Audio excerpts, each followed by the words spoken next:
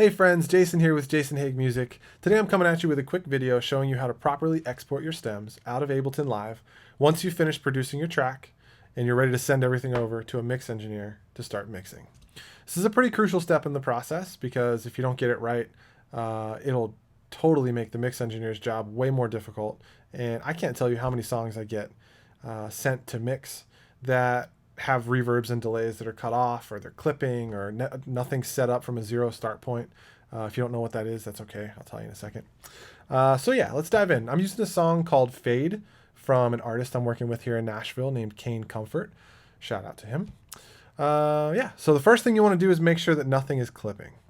Go back and listen to your whole song. I'm only going to do small pieces because I know it's good to go, but you want to make sure that you don't see anything in the red. I would honestly say stay away from zero. But as long as nothing's in the red, you should be okay. So I'm going to play the song from the beginning. And I know the intro is a little quieter. So let's jump over to the pre-chorus. Okay, so the drums are louder, but they're still not clipping, so I'm okay with it.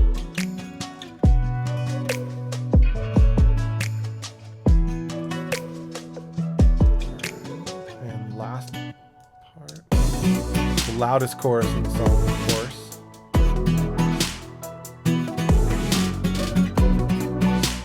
Everything looks good. Levels are hot, but nothing's clipping. I like it. And you might have noticed that my master fader over here is pulled down to -6. That is only for this video. Just so that my DAW is a little bit quieter and you can hear my microphone when I talk. If you guys are set at 0, that's totally fine. Just make sure you're not clipping. That's all I'll say on that. So the next piece you want to look at here is the end of the song. We want to look at the reverbs and delays and everything that's tailing off the end of the song and make sure we don't chop them off. If I look real quick, I'd probably end this song right around 54, 55. But I'll play it, but if you listen, all the delays and stuff carries over after that.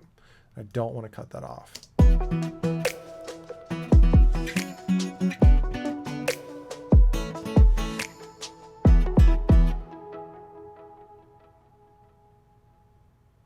I'm actually going to call it 56.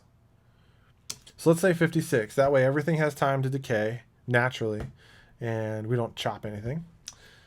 And we're going to come down here to the master and highlight all the way to 0. So this is that 0 start point that I was talking about. This is going to tell Ableton to insert silence and record it all as a solid waveform for each track individually, right? Instead of, starting with the electric guitar and just carrying from measure 3 on, right? Because that'll end up sliding to the beginning of the track. We want to actually insert some silence here. There's a way to do that it does it automatically to every track. You guys have probably done this a million times, but export audio video. And instead of rendered track saying master, which is where it defaults, we want to switch that to all individual tracks. Now Ableton's going to take each individual track by itself, including your groups, and bust them all out as WAV files on their own that you can then send to your mix engineer. It's also going to send the group as a whole. So I'll show you that in a second, but we don't want to include return and master effects because we don't need that. We don't want to render it as a loop. It's not a loop.